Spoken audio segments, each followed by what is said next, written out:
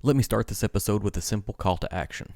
Earlier this week, the guys over at Chill Filtered Podcast released a special episode. Cole, one of the hosts, got to experience an introduction into fatherhood, and as a result, he was unable to help record the episode. They graciously reached out to me and asked if I would be interested in joining them, and of course I said yes. The types of conversations they have on their episodes are exactly why I started doing this. So if you have a few minutes, go download the episode and give them a rating over on Apple Podcasts. They let me come on and tarnish their good reputation with my ramblings, and maybe if you let them know that you started listening to them because of me, they just might invite me back. In the last episode, we spent the better part of 20 minutes talking about estate operations and their attention to detail in regards to stewarding a crop from pre-planting stages all the way into the barrel. The connection between farming and whiskey, the source of the grain, and the care and consideration, it's all a magnificent part of the development of the United States of America. This week, we'll pivot to a discussion about what happens after the grain is harvested. The grain being a foundational aspect of the whiskey and the creation of the mash, and how the mash impacts the final product. For the uninitiated, we will start with what mash is, and for those of you that are already fully in the know,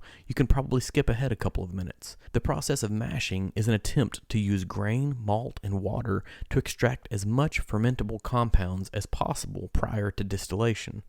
This process converts starch into sugar that then results in something called wort. Yeast is introduced to the concoction upon cooling, and the sugars begin to be converted into alcohol. In many distillery tours, you'll hear this product referred to as beer prior to distillation. While that's largely true, if you were ever able to tour Maker's Mark prior to COVID protocols, you likely had an opportunity to taste this fermented product.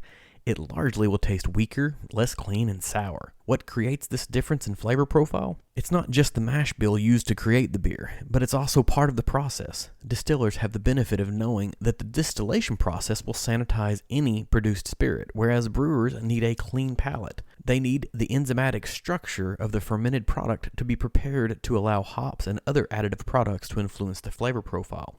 The bacterial makeup is also largely different, and this is what the distiller actually wants. But the distillation process and its final impact on flavor is not what this particular episode is about, so we'll bring it back around to the central theme today. The impact that mash and by proxy the grain happens to play on the final product that ends up in the bottle. It's widely believed that small grains used in the creation of particular whiskey expressions impact the flavor by up to or even beyond 25%. Much love is given to the aging process and the barrel as to its impact on flavor, but 25% isn't something to shake a stick at. There's a significant amount of material out on the internet around the revival heirloom breeds of corn, and when talking about traditional American whiskey mash bills, we give great consideration to rye, wheat, barley, but most importantly, corn. Unusual grains can be considered a niche market for both farmers and distillers, a point of differentiation in all marketplaces and a way to stand out on the shelf. So today, we'll explore some American whiskey with an unusual focus on what many would consider to be unusual grains.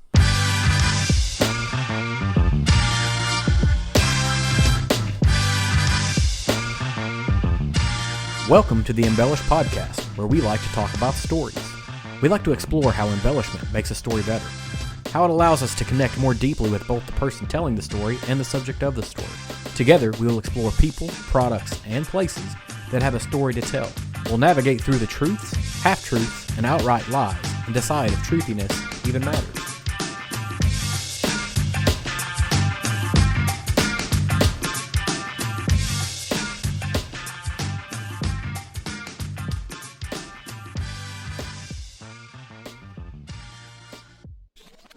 I've lived in what most would consider the South for my entire life. For 40 years, I've been immersed in rural life and gained a passing knowledge of agricultural processes in the southeastern U.S. But until I began my career in ag tech 9 years ago, I didn't know a little secret that unless you've lived along the Mississippi River south of Kentucky, you likely don't know either. Due to its climate and geography, this region of the southern United States lays claim to the majority of acres of rice production in this country. Not only that, but rice holds the title of being the third largest cereal grain here in the United States as well.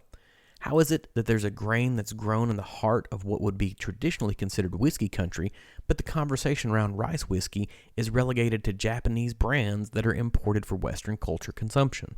It may have more to do with historical implications of the profitability of what is considered a capital-intensive crop in a country where labor costs continue to rise.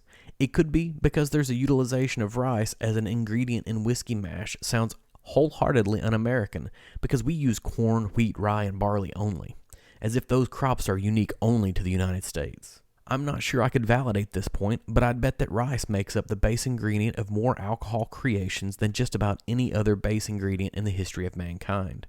It's borderline ethnocentric to turn up your nose to something that has such a high starch content that it has to be washed half a dozen times if you don't want it to clump during the cooking process.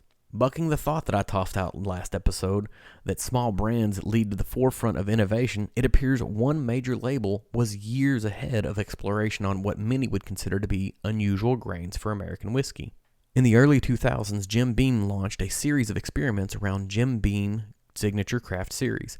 They explored several different grains, but considering the makeup of American whiskey at the time, the most innovative would be the 11-year brown rice bourbon. Their attempts were to do exactly what I want to talk about today. How do base grains impact the flavor of the final product? And they did it years ahead of anyone else. If they were launching the bottles into the marketplace in 2014 of product that was aged 11 years, well, they began the idea of innovation at latest in 2003. The United States consumer hasn't even really begun to pick up bourbon in earnest at that time. So is Jim Beam trying to stir interest in their offerings by doing something new and unique? I'd think probably not. Allowing it to sit in a barrel for 11 years to me speaks to the idea that they crafted an offering with foresight and intent. Maybe they did it just to see what would come out the other end, but they didn't do it on a small scale. If you search around long enough, you can still find it on shelves around the country. While Jim Beam is busy crafting up an unusual expression with a grain that has a much larger presence in the North American marketplace, the next distiller is focusing on an ancient grain that has a much smaller presence in the North American marketplace. The term ancient grain could easily be considered meaningless, as it's a marketing idea that is used to describe a segment of grains that have been minimally changed over the millennia. And maybe that's where the team behind the next whiskey derived their idea. Wheat and barley are some of the premier segments of grains that hold on to this title of ancient.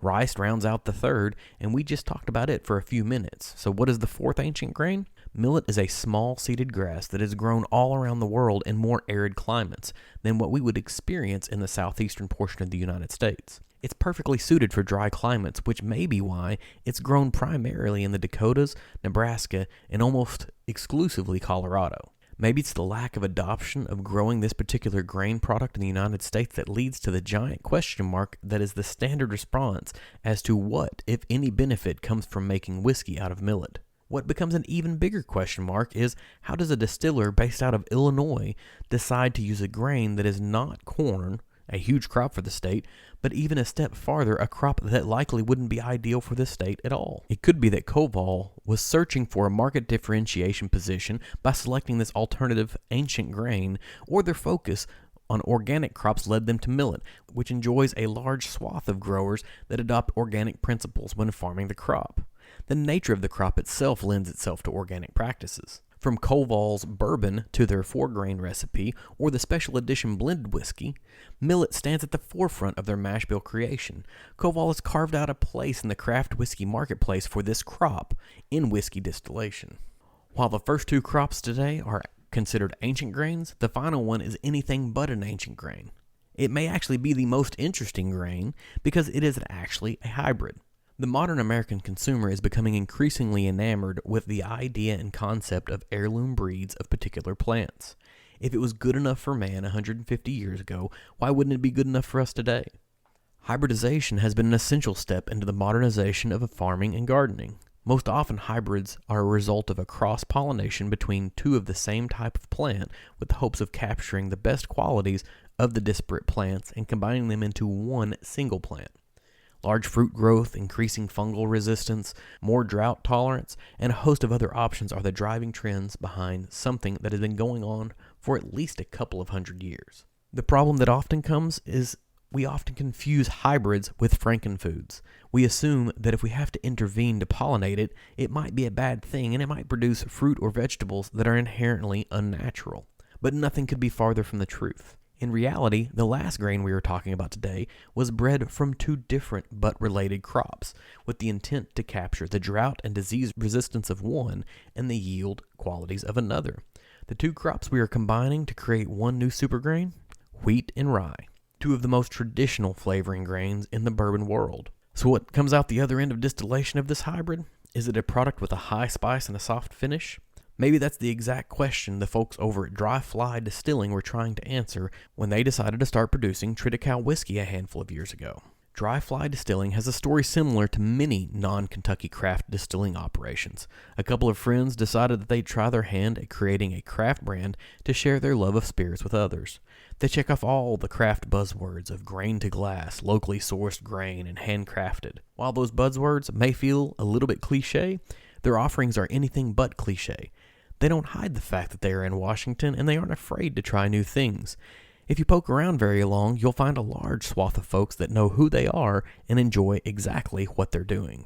Between the utilization of ancient grains and hybrid grains, I really enjoy the careful crafting and consideration that is going into brand creation.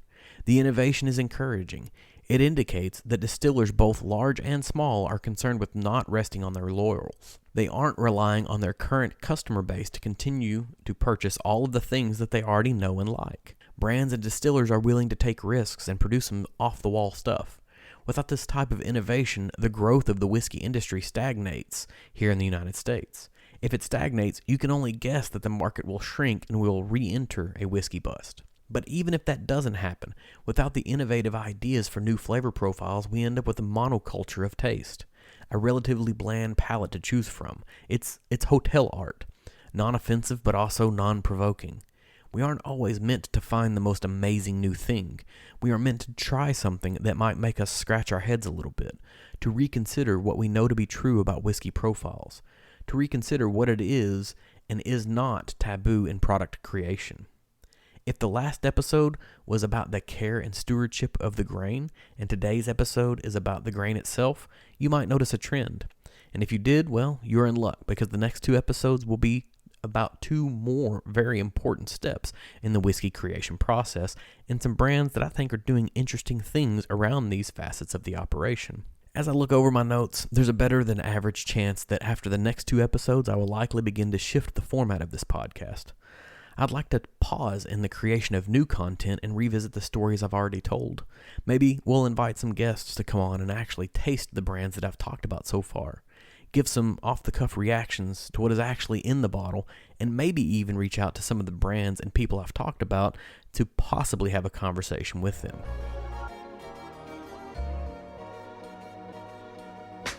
Thanks for listening to the Embellish Podcast. If you like what you heard, make sure you subscribe. Check out our website at embellishpod.com and follow us on social media at Instagram and Twitter to keep up with what we have going on. If you have an idea about a story we should talk about, send it to us at embellishpod@gmail.com. And remember, whether famous or infamous, a good story mixed with a touch of embellishment makes the food you ate, the drink you drank, and the places you visited just a little more memorable.